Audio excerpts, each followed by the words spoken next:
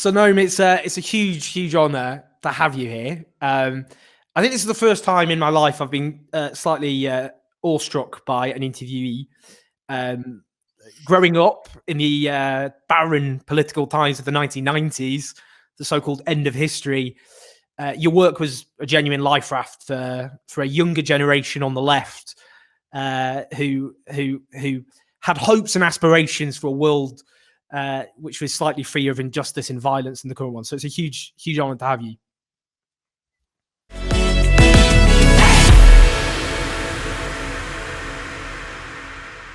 I'll kick off with just some basic questions.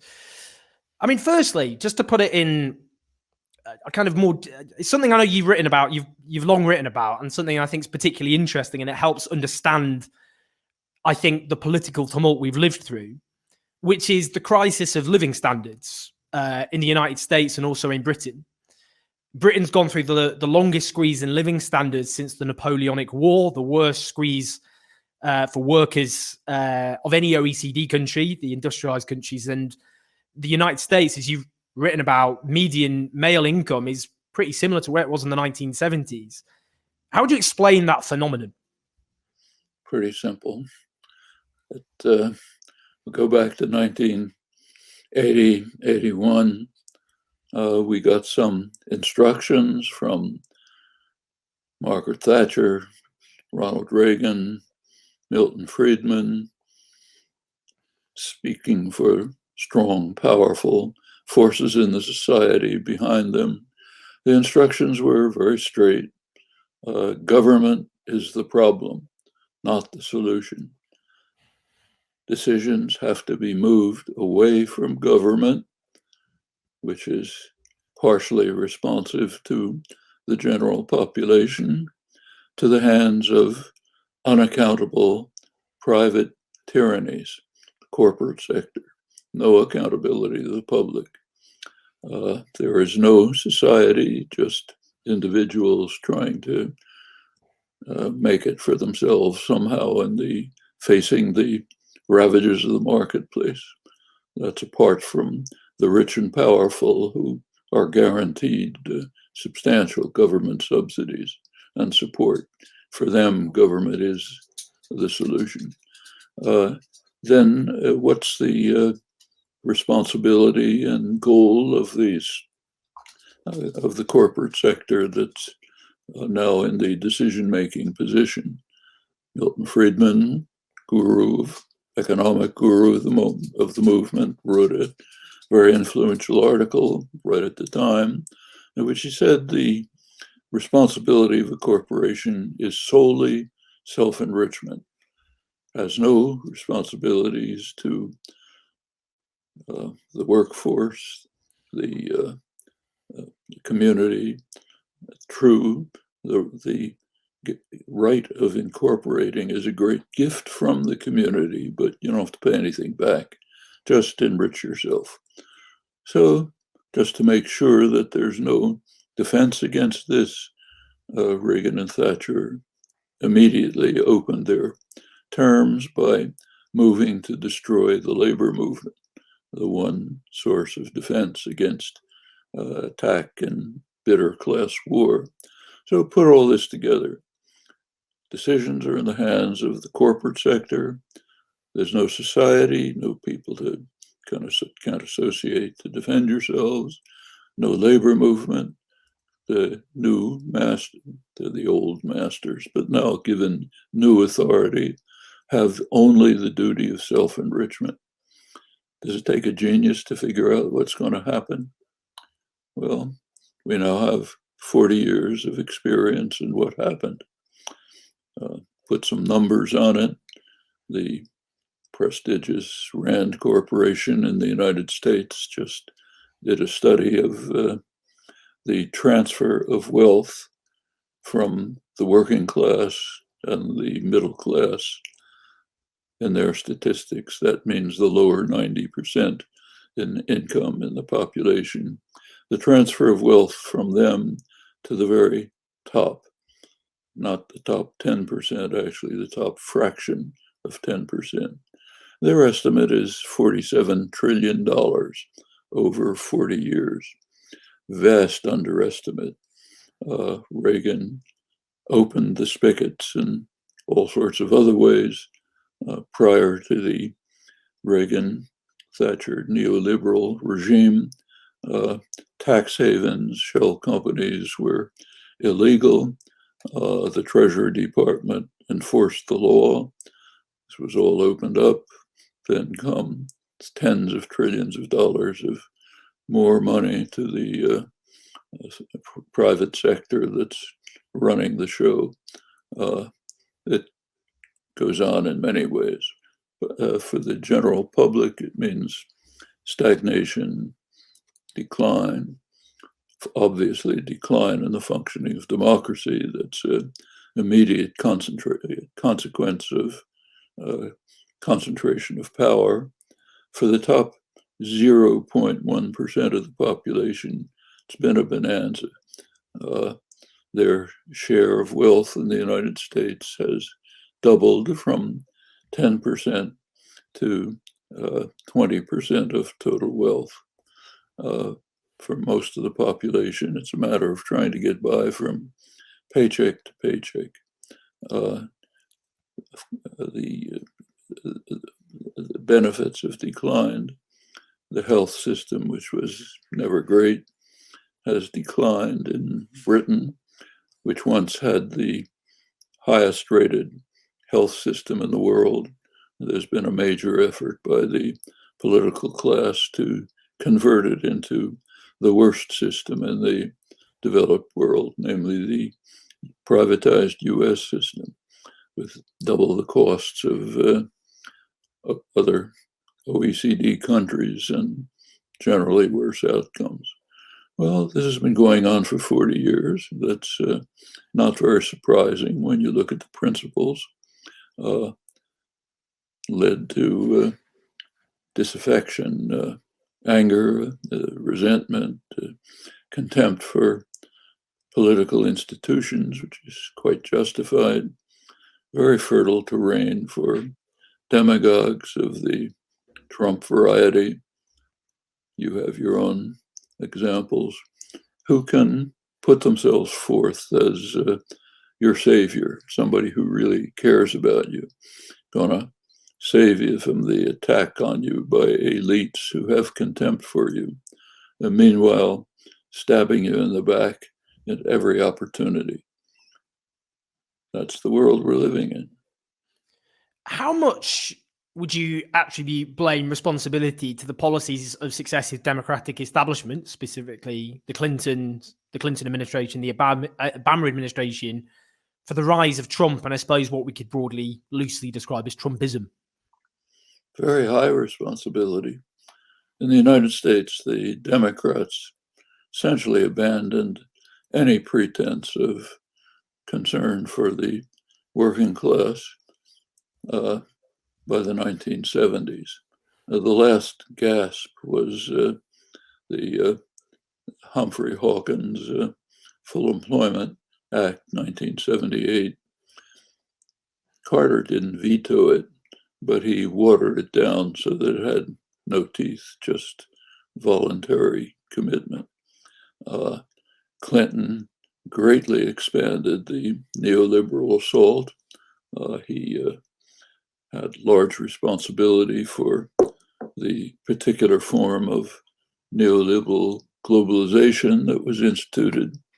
It's a form of international integration in which decisions are made by bankers in New York and Chicago about who's going to live, who's going to die, who's going to work. Enormous protection, extraordinary protections for private power. That's why in the United States, drug prices are totally out of sight.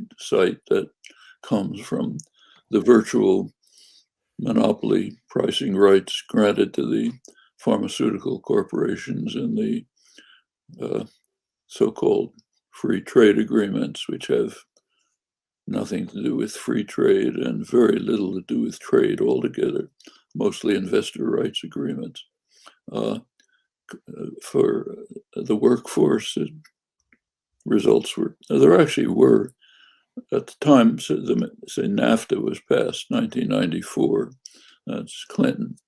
The labor movement had serious proposals for an alternative conception of NAFTA, one which they argued, I think very plausibly, would lead to a high wage, high growth economy instead of the low growth, low wage economy planned by the Clinton administration. They were backed by the Congress's research organization, the Office of Technology Assessment, independently gave a rather similar analysis.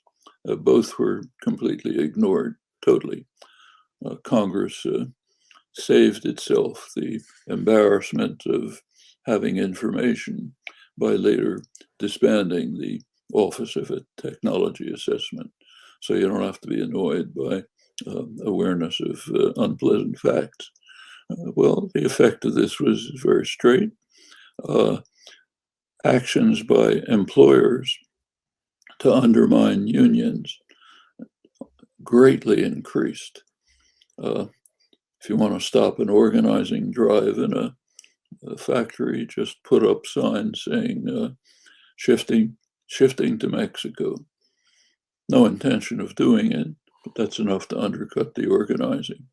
Now, these actions are illegal, but it doesn't make any difference when you have a criminal state that's not going to enforce the law. There actually was an important study done under NAFTA rules investigating the effect of Clinton's version of NAFTA on labor organizing.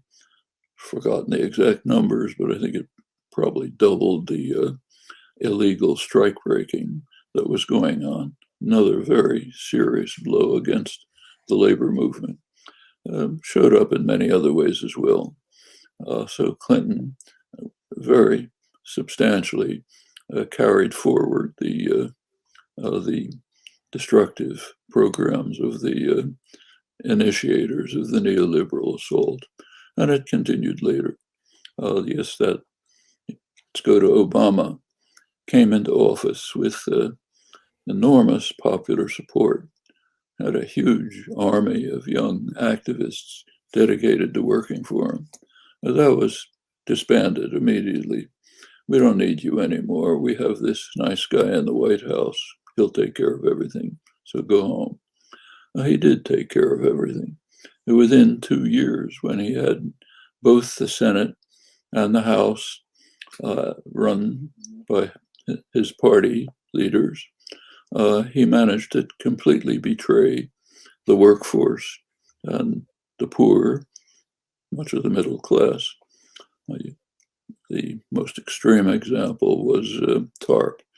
The Bush Congress had passed. It was right in the middle of the financial crisis that was caused by the housing collapse when Obama came in.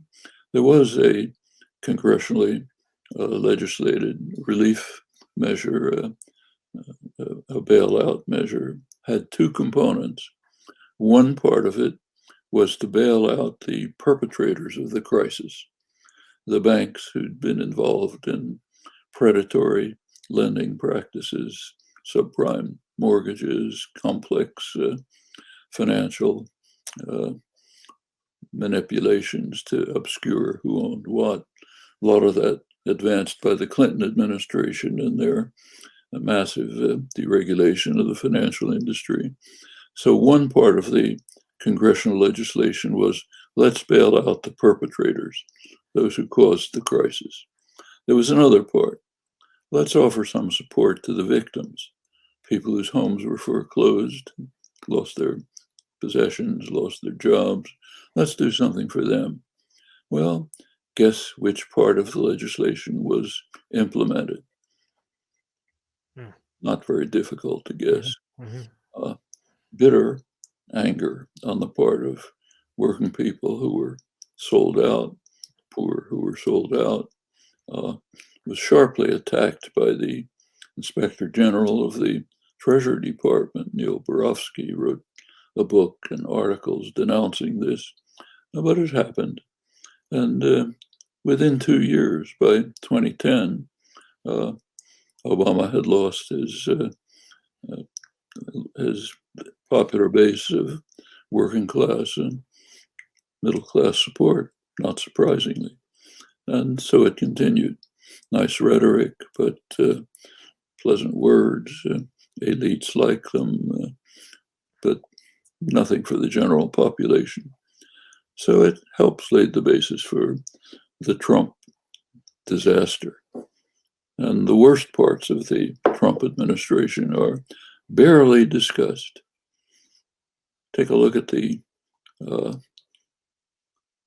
extravaganza, the electoral extravaganza, the conventions, the debates, the coverage. There are two huge crimes of the Trump administration, which may destroy organized human life on Earth. One of them got a little bit of mention, the Trump's race to try to destroy the environment that sustains life as quickly as possible, opening up massive new areas for fossil fuel extraction, destroying the regulatory apparatus that somewhat mitigates the effect and protects the population from severe pollution and so on. In fact, right now, while we're talking, they're in a mad race to undermine what's left of the regulatory apparatus in a manner which will make it very hard to restore. Let's try to do as much damage as possible. That's racing to disaster. The other element of the Trump program, which gets almost no mention, is his military programs. First, one part of it is to dismantle the arms control regime, which has offered some limited protection against the threat of terminal nuclear war. INF Treaty eliminated, Open Skies Treaty eliminated, delaying the New START negotiations on frivolous grounds. It's probably too late to negotiate them by now. It's the end of the arms control regime. The other half is massive increase in the military budget and a new strategic posture. It was announced very clearly in 2018. Jim Mattis then proposed it. He was then defense secretary. The idea was to shift away from the so-called global war on terror, the famous endless wars. Let's shift away from that small stuff. Actually, not shift away, just shift more extensive bombing, support for massive atrocities like the Saudi attack on Yemen and so on. So increase all that, but change it to preparation for a war in which the United States will be able to defeat simultaneously the other two great powers, Russia and China. So shift everything to developing a weapon system, strategic posture for an eventual war with China and Russia. Total madness. I mean, any confrontation with China or Russia is termination of the species. But we have to shift attention to that, maximize development of weaponry, which makes that more threatening and more likely, provocative military actions on Russian borders, on now sending the Navy into the South China Sea, dangerous area, which obviously requires negotiation and diplomacy. China's done totally unacceptable things there, but sending the Pacific Fleet into the area is not the way to solve the problem. That's the second part of the Trump legacy. That one sticks. Biden has that national security strategy. The Democrats just recently, once again, supported a bloated, huge military budget aimed to implement this strategy. These are the two main legacies of Trump. if the world survives them, it's almost a miracle. Which is why you've called Donald Trump the worst criminal in human history. Yeah, I think that's very obvious. You try to think of anyone in human history, Hitler, Attila the Hun, take your choice, who was dedicated to destroying the prospects of human life on Earth as quickly as possible. That's not an exaggeration. That's a description of Trump's policies. Not hidden, very open. So find somebody else who tried to do that. I can't think of anyone. In terms of Trumpism, if we can call it that, I mean, how would we define it? Was this simply, I mean, he objectively a racist demagogue, but unlike a traditional far right, he didn't have this grand ideological worldview. I mean, to what extent is Trumpism continuity almost? I mean, after the civil rights movement, Republicans would use racially codified language like welfare queen, so-called dog whistles, which could be heard by those who knew what they were listening for. And Trump was just saying it out loud explicitly.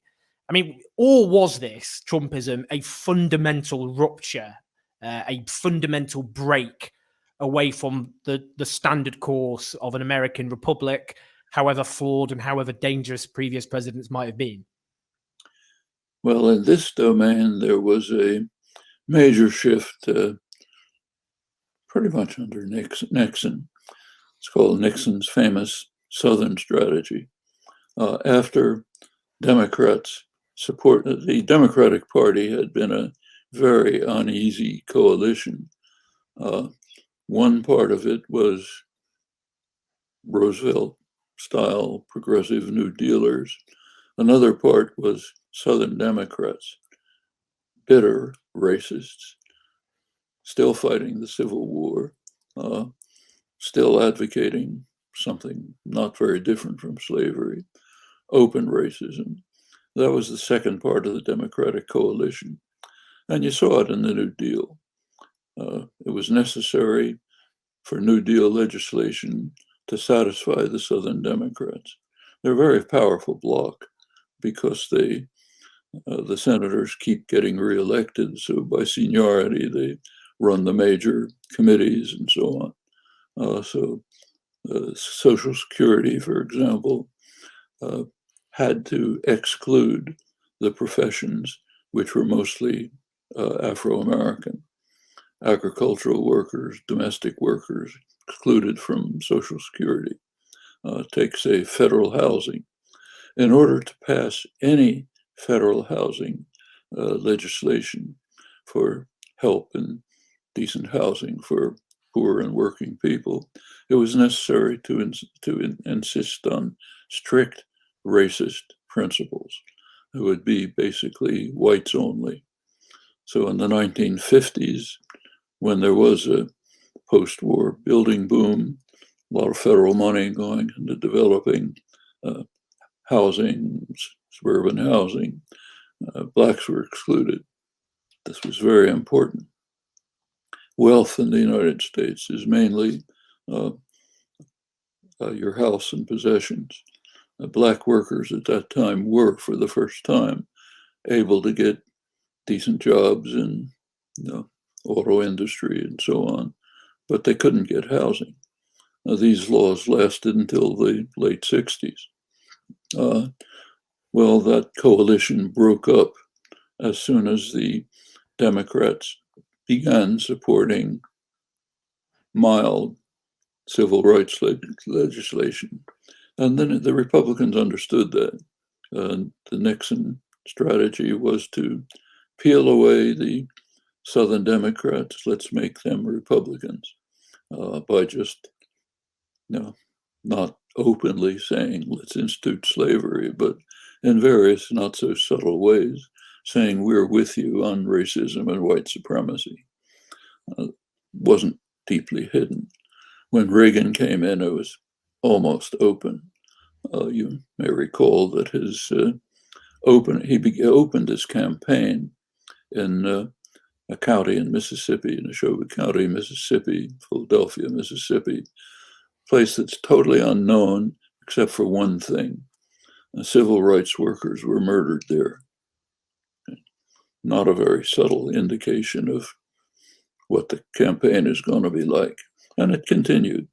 The welfare queen stories that Reagan liked to manufacture, the rich black woman driving in her chauffeured limousine to the Social Security, to the welfare offices to pick up your hard-earned money. That was a staple of the Reagan rhetoric. He was, incidentally, an extreme racist. He was the last political figure, to support the apartheid regime in South Africa. Even after Margaret Thatcher pulled away, Reagan was still supporting it to the very end. And for him, there was no anti-apartheid struggle. It was just a bunch of tribes fighting each other. One tribe was the whites, one was the Zulu, one was somebody else, but no big problem. Now, that was Reagan. And it goes on from there. Trump just picked it up and turned it into a monstrosity. I mean, the background was already there before Trump. His genius has been to tap poisonous currents that are barely below the surface in American society, to bring them forward, to be their champion. That's a legacy that's going to be very hard to overcome. Shows up in many other ways. Now, let's take the Republicans understand that they cannot possibly run for office on their actual programs. You can't run for office saying, I'm slavishly committed to the super rich and the corporate sector, and I want to screw you in every possible way, so vote for me. Somehow that doesn't work. So things have to shift to what are called cultural issues. White supremacy is one of them, barely hidden. Others too. Take, say, abortion. By the mid-70s, late 70s, the Republicans had become totally committed to opposition to abortion. Why? You go back 10 years earlier, they were all pro-choice. Okay. Reagan, when he was governor of California in the 1960s, passed probably the strongest laws authorizing abortion rights. Same with George H.W. Bush, the first Bush, the statesman, and the rest of them. What happened? Republican strategist Paul Weyrich realized that if the Republicans pretended to be anti-abortion, they could pick up the huge evangelical vote.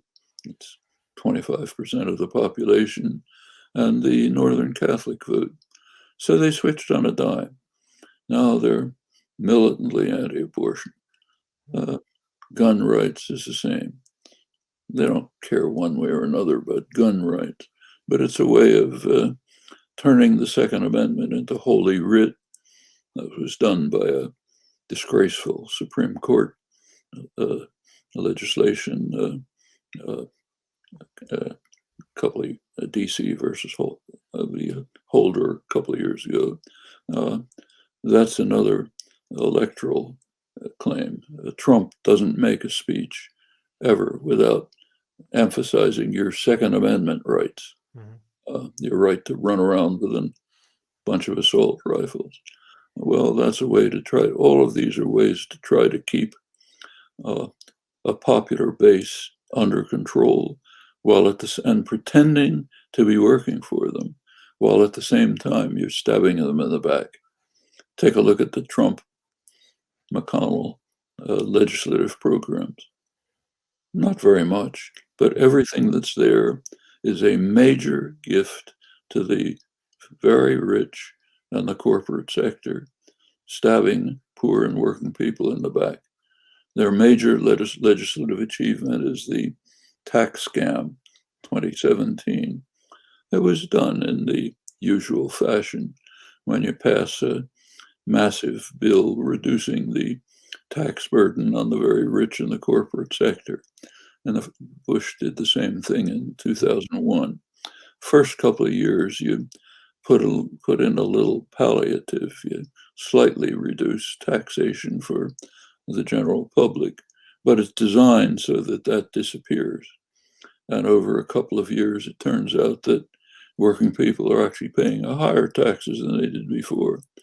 Meanwhile, the corporate tax that goes way down, taxes on the very rich decline sharply. Meanwhile, at the same time, all kinds of devices are developed to permit tax evasion, things like tax havens and so on, which were open. So that's the main legislative achievement.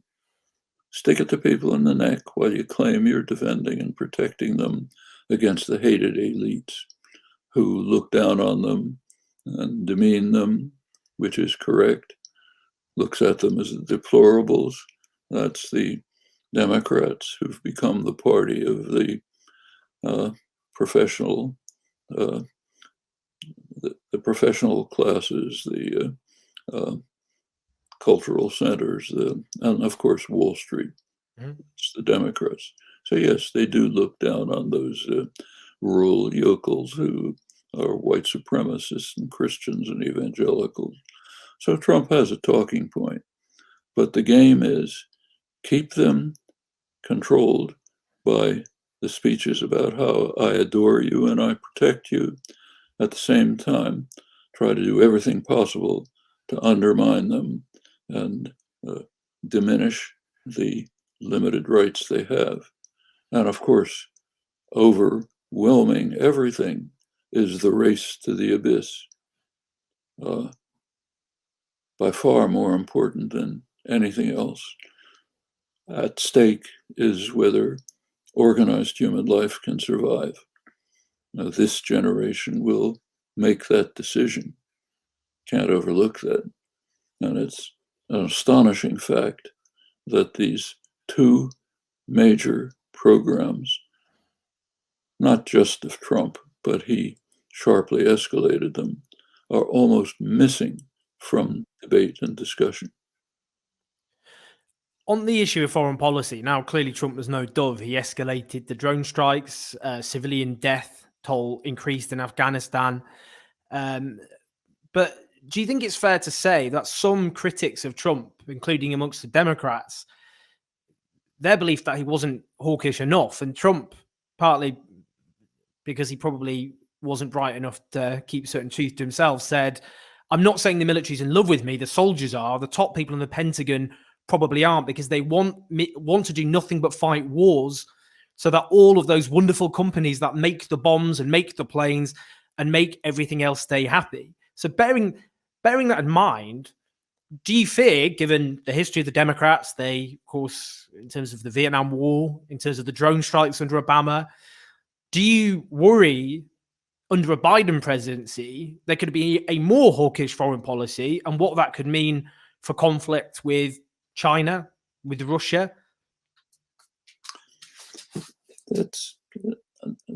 There's nothing positive to say about the Democratic foreign policy establishment. It is, as you say, hawkish, dedicated to ensuring U.S. military supremacy over the whole world. It is going to inherit the national security strategy initiated by the Trump administration under Mattis, supposedly the adult in the room before he was kicked out. This is very significant, and the Democrats are not opposing it. They should be. As I said, they just voted for the huge military budget just a couple of days ago. But that's now in their hands. Are they going to keep it? Are they going to enhance it? If they do, it's impossible to calculate the consequences. The likelihood of total disaster is sharply raised. I mean, it is insane to have a national security policy designed to fight and win wars against China and Russia.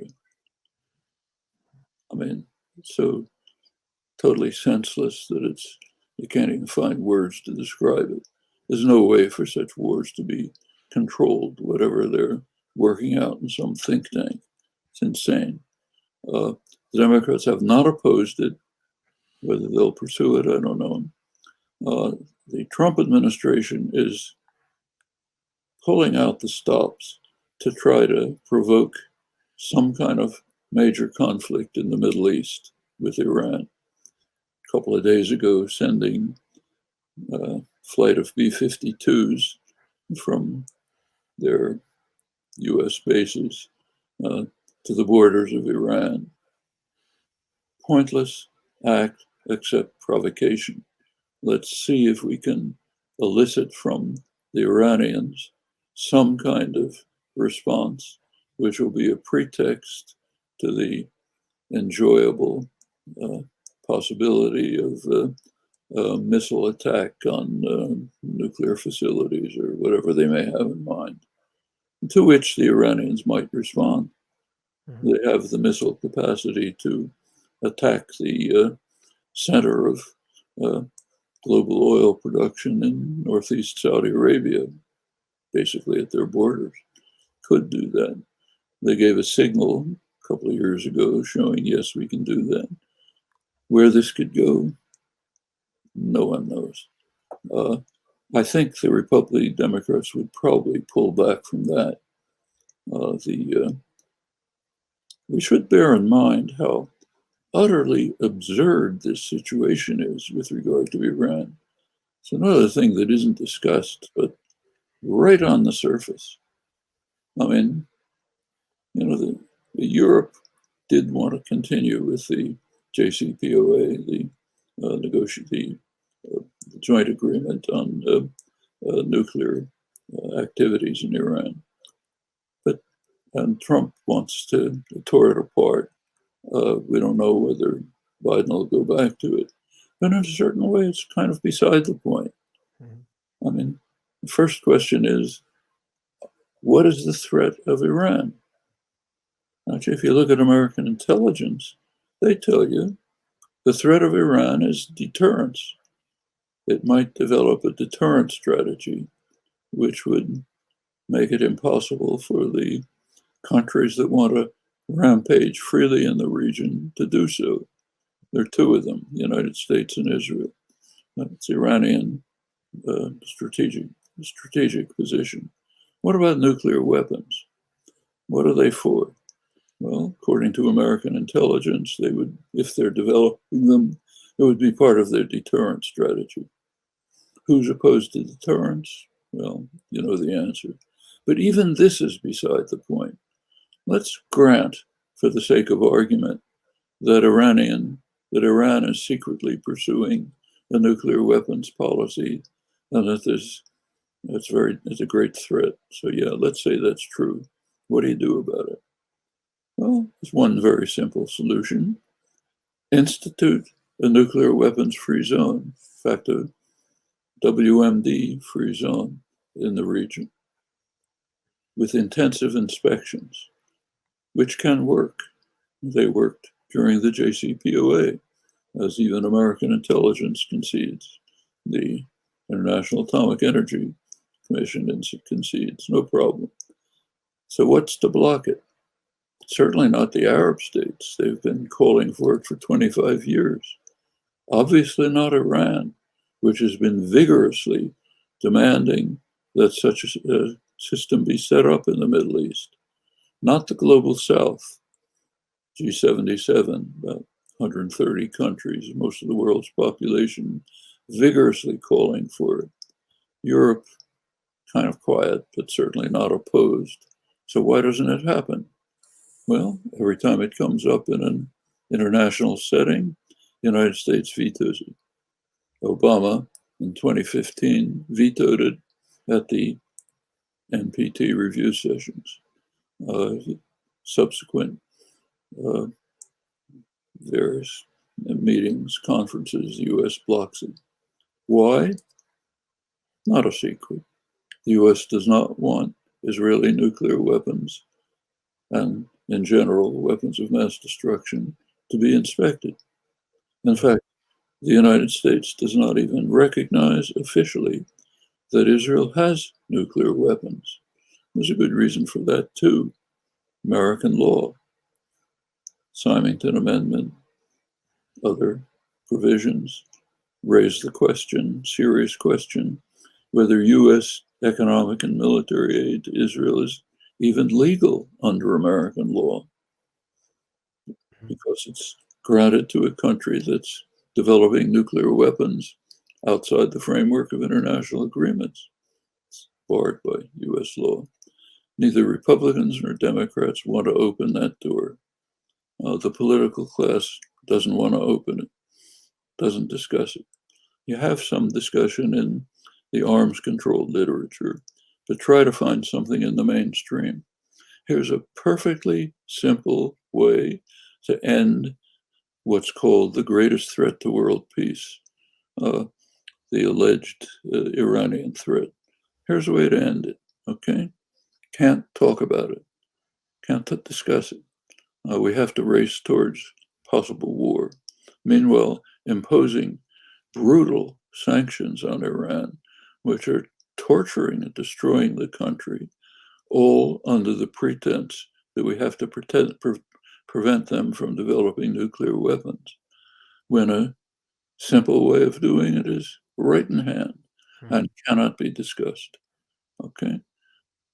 Well, I would hope that the Democrats might be amenable to some popular pressure on this issue, if the popular pressure can develop, which is, of course, a crucial matter. If things aren't discussed, it's very hard to develop.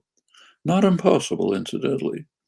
You mentioned the Vietnam War protests before, but we should remember how they developed. It took years before the media would give any minimal support, anything but bitter attacks against Vietnam War protests. I mean, I got involved in efforts to try to oppose the Vietnam War in the early days of the Kennedy administration, when Kennedy began to sharply escalate the war. I was living in Cambridge, Massachusetts, probably the most liberal place in the country. You could barely get 4 people together to talk about it. It was almost impossible. I mean, as late as 1966, we couldn't have a public meeting opposing the war on one of the Boston Commons, basically Hyde Park, where all political activity takes place. Couldn't have it be broken up by violence with the support of the liberal press. 1966, finally had a meeting in a church that was attacked with the support of the press. By then, South Vietnam was virtually destroyed. Finally, a year or 2 later, you did begin to get a substantial anti-war meeting, but it did develop with no support from the institutions, none, not until the very end, and very little then. So I think it could be done on these kinds of issues too, has been for a long time. In terms of the US left, I mean, Bernie Sanders' campaign in 2016 revitalized the left, particularly attracting support from younger Americans. And we've seen the rise of the so-called squad, Alexandria Ocasio-Cortez, Ilhan Omar, a new also influx now of progressives on the left like Cory Bush. How powerful do you think the US left will be under a Biden administration? And generally, how much do you think the Democrats have been pushed to the left in any coherent way? What hopes do you have under a Biden presidency of any genuinely progressive measures compared to, say, the Obama administration? Well, there are hopes. I'm pretty sure that there's no organized left, but the various segments of the left will not make the mistake that they did when Obama was elected. Here's this nice guy, let's put our faith in him and let's go home and leave him free to betray everything we stand for, which is what happened. So at least hope that they won't make that mistake. And in fact, there are signs that they won't. There has been direct engagement of significant parts of the activist left in sometimes under the Sanders umbrella, sometimes otherwise, in trying to press the Biden campaign somewhat towards the progressive side. So take the most important issue, heating of the environment, global boiling of the environment. The activists of the Sunrise Movement, a young movement of young activists supported by several of the congressional representatives who got into office on the Sanders wave, primarily Alexandria Ocasio-Cortez. They did succeed, and it's a major success, in putting some kind of Green New Deal on the legislative agenda. Bitterly attacked by everyone, but at least it moved there, also with the support of a long-time, fairly progressive Democratic senator from Massachusetts, Ed Markey, who's has been pretty strong on environmental issues for a long time. Well, can it go further? The Biden-Harris campaign program, if you looked at it a couple of months ago, was not wonderful, but it was not too bad. Maybe one of the best of any major country in the world on paper. Something pretty strange happened. We don't know the details, but we know the facts. Right through August, if you looked on the web page for the Democratic Party, which I was doing constantly, because constantly giving talks and want to know what their latest stand was. You looked through August, you typed in Democratic Party climate program, you got the Biden-Harris program. The last time I tried that was August 22nd. A couple of days later, I tried it again. It had disappeared. It wasn't on the webpage. What you had instead was how to donate to the Democratic Party.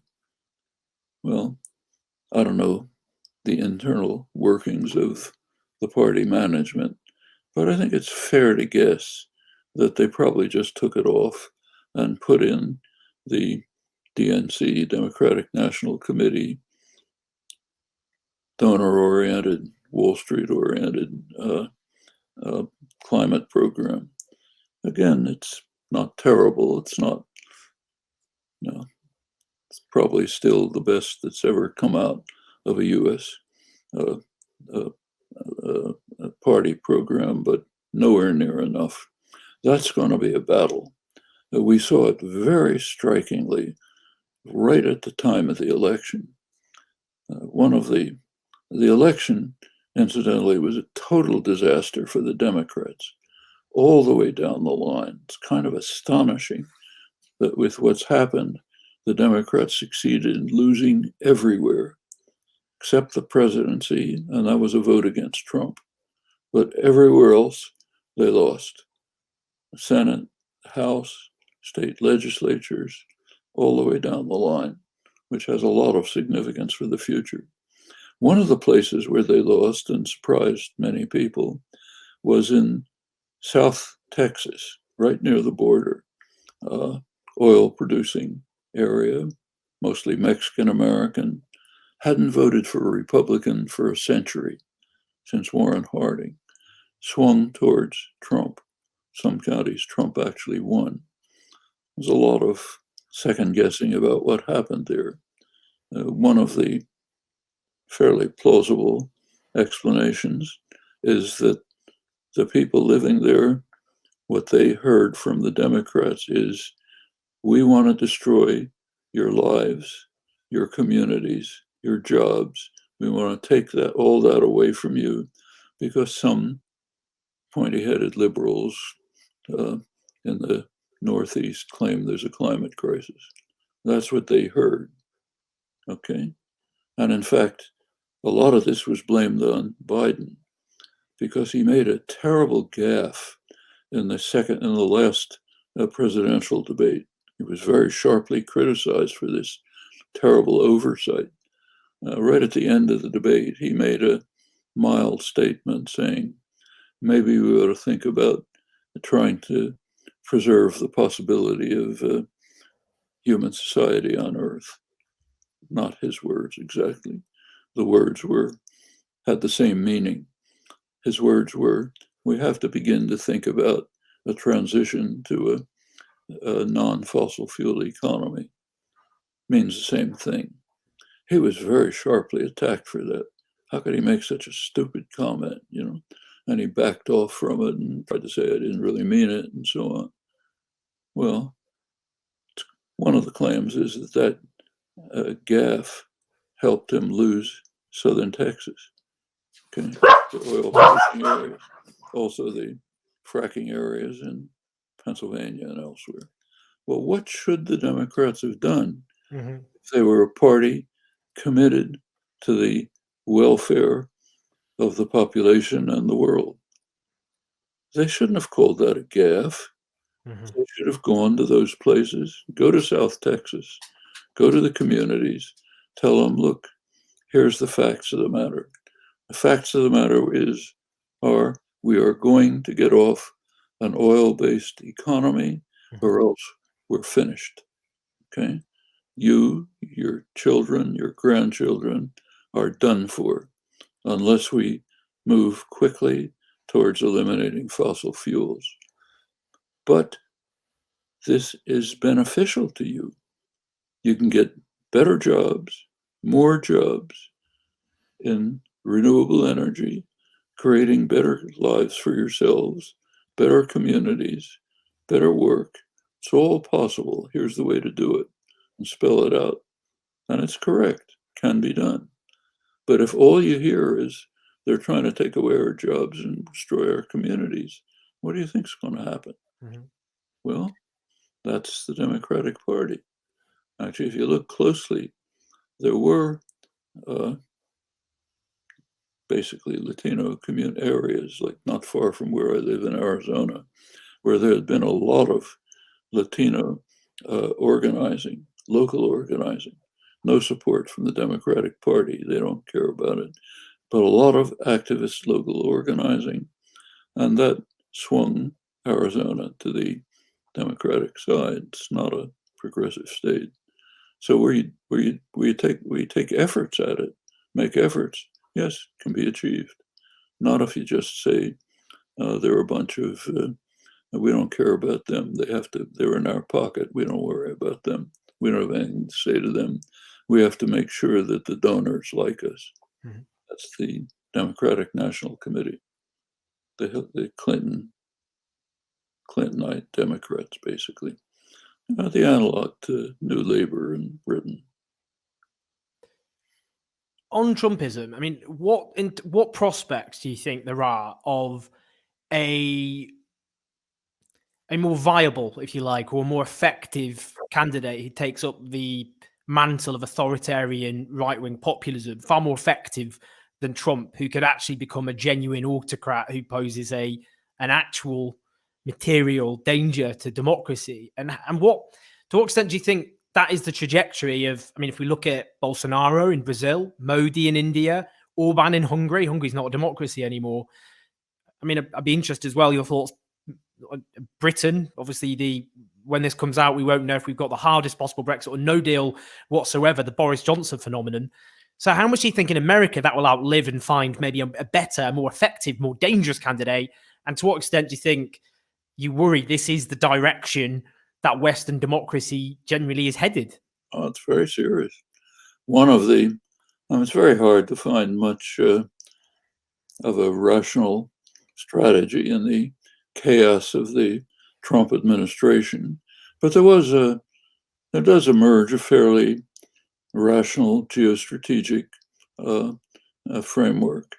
The idea is to construct a reactionary international of the most reactionary states in the world, like the ones you've mentioned, Bolsonaro's Brazil, Modi's India, Orbán's Hungary. In the Middle East, crucial place, the Gulf dictatorships, most reactionary states in the world. Israel moved so far to the right, you can barely detect it. It's part of this, crucial part of this. Al-Sisi's Egyptian dictatorship, probably the worst in Egypt's tortured history. Bring them all together. In fact, these famous Abraham Accords that are taking place now, they're just part of that. There have been tacit relations, commercial, others, between Israel and the Arab states as Israel has drifted very far to the right. They've been in place for a long time. Israel, Morocco, it's been virtually open. So let's bring them to the front, sort of formalize them and integrate them with the Modi's India, destroying Indian secular democracy, crushing Kashmir, others who you've mentioned, weld them all together into a reactionary international run by the White House. Its directive, and that will be a base for American power. That's been taking shape during the Trump years. It's a serious danger. For one thing, it's not clear that the Democrats will do anything about it. Maybe not as extreme, certainly. Nothing like Trump in the White House. But the main structure of it may not change much. But we have to remember something else. Trump isn't going away. He's following what liberals ridicule, but is in fact a very successful strategy. Mm-hmm. This strategy of running law challenges in the courts, every one of which is struck down with prejudice and with ridicule, makes it fun for liberals to make fun of, but it fires up his base. Every time he loses a court case, strengthens his constituency. The deep state is trying to destroy our savior. Look how far the deep state extends, even goes as far as the judiciary, maybe as far as the Supreme Court. Fox News is now considered a sellout because they aren't totally manic on this matter. He's building up a very solid constituency among Trump voters. Virtually none agree that Biden won the election, a few percent. And they're very solid, heavily armed, dedicated, ready to fight for their leader. Trump understands this. He's a canny politician, not a fool, doing a great job in mobilizing this. Chances are very strong that he'll set up some kind of alternative government, call it a shadow government if you like, though he'll probably call it the valid government, maybe in Mar-a-Lago or somewhere. He's got the Senate in his pocket. McConnell has a long record of ensuring that the country is ungovernable if it's not in his hands. That's what he did through the Obama years very successfully. He'll do it in the Biden years. So he'll be an eager collaborator. They try to make things as difficult as possible for the whole country. There'll be plenty of, at the very best, there would be very hard problems for Biden to deal with after the catastrophic background that they're coming into power. And so let's make it worse. Let's make the pandemic worse, make everything worse, make it ungovernable. There'll be serious errors. We'll blame them on the Democrats. We'll come roaring back in 2002 and 2004. It's not a stupid strategy. Could work. And if it works, I think we're basically finished. Before I ask my final question, because I know how busy you are at the moment,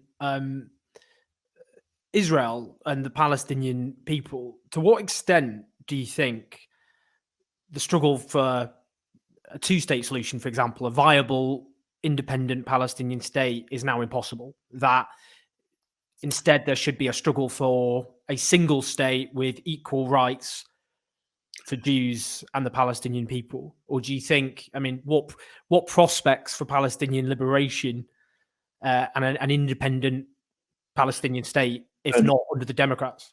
Well, first we should be clear about what the alternatives are. Almost the entire discussion of this issue on all sides is exactly the way you presented it. One option is two states. The other option is one state with some kind of civil rights struggle. Two problems with that. The second option is not an option. Israel is never going to accept a state in which Jews are a minority or will soon be a minority. They'll never accept that. Second problem is that there's a third option, the one that is actually being pursued moment by moment. Read this morning's edition of Haaretz. There's a detailed discussion of the latest proposals of the highway administration. That sounds innocuous until you start looking at it. The new proposals, they've been developing a huge infrastructure program in the West Bank, sort of integrating it into Israel. Now they're moving forward with formal proposals to integrate the planning of the West Bank highway system into the Israeli and Golan Heights system. Single plan designed to ensure that if you're living in a subsidized villa deep in the West Bank and you want to get to work in Tel Aviv without having a traffic jam, you can go on a superhighway where you won't see any Palestinians and you'll be there in a short time. Let's meld it together in a single country. That is not a one-state solution. That's a greater Israel solution. It's been going on before our eyes for 50 years, step after step. Another big step announced this morning. The idea is to take the areas of the West Bank that are of value to Israel, but leave out the areas of Palestinian population concentration. So this new highway, this expanded highway system, goes near Nablus, but not into Nablus. Israel doesn't want to incorporate Nablus, big Palestinian population, into the greater Israel they're constructing. They want to make sure that the so-called demographic problem doesn't arise. Demographic problem means too many non-Jews in a state which is, according to the Supreme Court, the sovereign state of the Jewish people. That's before the nationality law. It's the sovereign state of the Jewish people, not the Palestinians. So let's build that step by step, integrate it together. We take what we want, greatly expanded Jerusalem, towns to the east of Jerusalem, Ma'ale Adumim, developed mostly during the Clinton years. Bring that in. There's a connection between them called E1, which the US and European pressure has blocked Israel from developing it. Read the Haaretz article this morning. They're showing how Israel's building roads right around it to have the same effect as the connection, but without incurring the opposition of the international community, which can pretend it doesn't see it, which is the way they've been acting all along. So let's take what we want piece by piece. Same with this connection, once it's established fully, essentially bisects the habitable part of the West Bank. Another one further to the north in Kadumim, Ariel, just what's left for the Palestinians will be the major population concentrations like Nablus, but then lots of villages scattered around, maybe by now probably close to a couple hundred of them, small enclaves surrounded by checkpoints, so that if a Palestinian farmer wants to get it to his olive groves, assuming they haven't just been burned down by settlers. He has to go through an Israeli checkpoint where the soldiers may or may not decide to let him go through. Okay. In other words, make life unlivable for the Palestinians. Take what you want. Jerusalem's about 5 times as large as it ever was, bringing in Arab villages. The so-called seam between the annexation wall and Israel, it's already integrated. Jordan Valley, population's been mostly kicked out on one or another pretext. Take that, that's about 1/3 of the arable land in the West Bank. Pretty soon you have everything you want, all integrated. Very few Palestinians. That's what's been developing before our eyes. That is the alternative to a 2-state settlement, not one state. That's not an alternative. Now the question is, of these 2 alternatives, is there an opportunity for a 2-state development, some form of 2-state system to develop? I think so. I don't think that game is over. Depends very much on U.S. policy. And if you take a close look at the United States, you can see a basis for U.S. policy changing. And if U.S. policy changed at all, Israel has to go along. The reason is, in the 1970s, Israel made a fateful decision. It was under the labor governments at the time, made a fateful decision to choose expansion over security. Very explicit choices. 1970s, there were clear options for a 2-state settlement on the internationally recognized border, slightly, modifications. It was a ceasefire line, so straighten it out and so on. Minor and mutual modifications was the term used. 2-state settlement with guarantees for the right of each state to exist in peace and security within secure and recognized borders. I'm quoting from the wording of a 1976 Security Council resolution supported by the major Arab states, Jordan, Syria, Egypt, bitterly opposed by Israel. Prime Minister Rabin harshly condemned it, said we're never going to tolerate anything like that, vetoed by the United States. One of a series of such opportunities where Israel did make the clear decision that expansion was more significant to them than security, integration into the region, peaceful relations. Well, the effect of that is, one effect, which was obvious at the time, is it's going to drive Israel very far to the right, which of course happened. Now, the other consequence is it drives Israel into the US pocket. Israel now relies on the United States for survival. That's the choice that was made. You can see it developing in many ways. That means a lot depends on whether US policy changes. Can it? Just take a look at attitudes in the United States. Very important. Up until about 15 or 20 years ago, Israel's base of support was the liberal community. It's my own personal experience.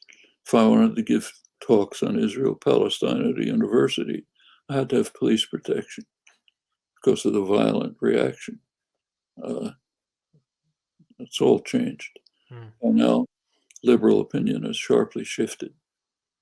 In many ways, more supportive of Palestinian rights. Support for Israel shifted to the far right, just as Israel itself has. So the base for support for Israel is evangelical Christians, hyper-nationalists, elements connected to the military and security industries. That's the base of support. That could be the basis for a change in policy. It's slow. Take a look at other movements in the past. It's slow, but it could happen. And if there's even, like, for example, on things like I just mentioned, the arguable illegality of all U.S. military and economic aid to Israel. And that's something that a lot of people in the United States could resonate to if they knew about it. Mm-hmm. All of these things could develop.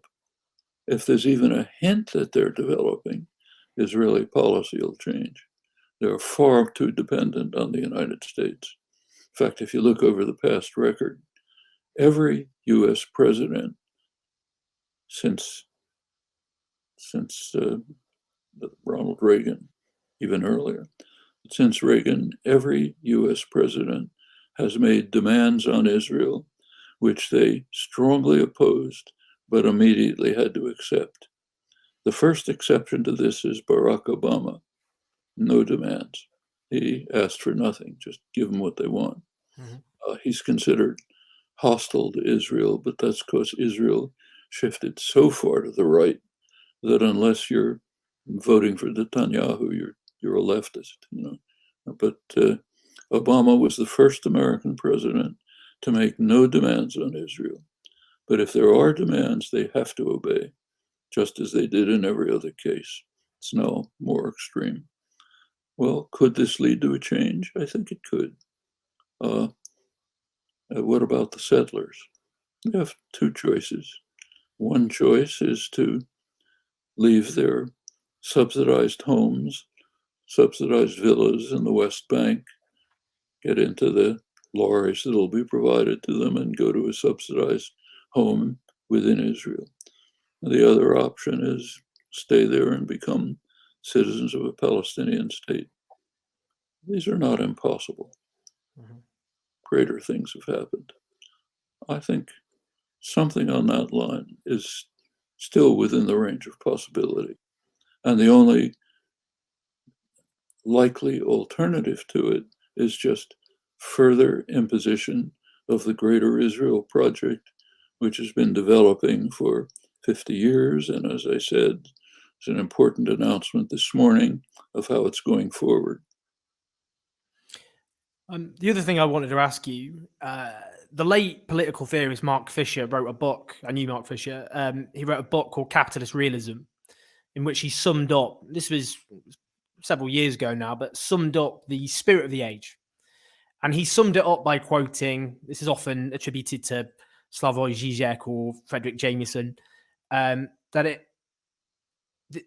in this period, it became easier to imagine the end of the world than the end of capitalism. And this was the era of there is no alternative, the end of history, and so on. To what degree do you think that's come to an end? And how much faith do you have in the possibility of a future that transcends capitalism? Well, first of all, it's very easy now to imagine the end of the world. In fact, we're coming pretty close to it. Another couple of decades of failure to deal with imminent problems, it'll be not the end of the world, but the end of organized human society on Earth. So that's very easy to imagine. And what about capitalism? Well, first of all, what is capitalism? Now, the business world has never been willing to permit a capitalist society to exist. It's a suicide pact. Capitalist society can't exist. It would destroy itself in no time.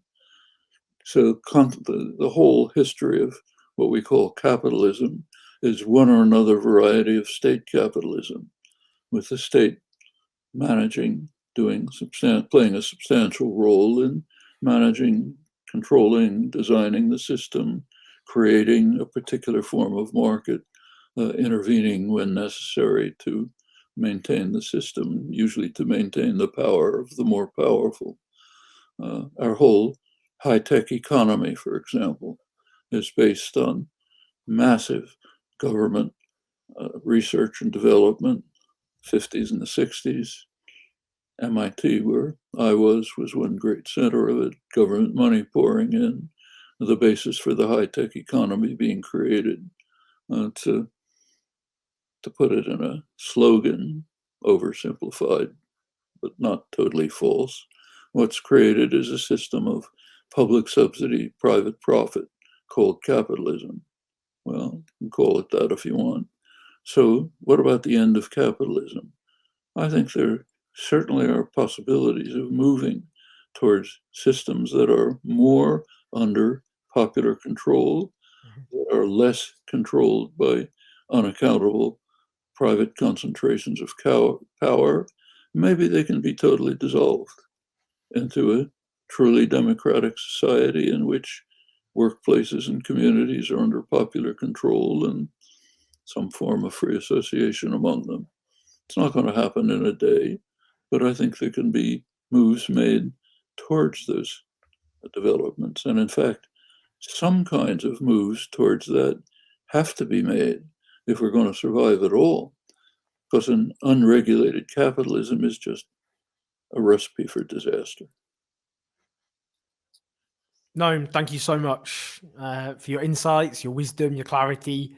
It was a huge honor, huge privilege. Thank you. Good to talk to you. You too.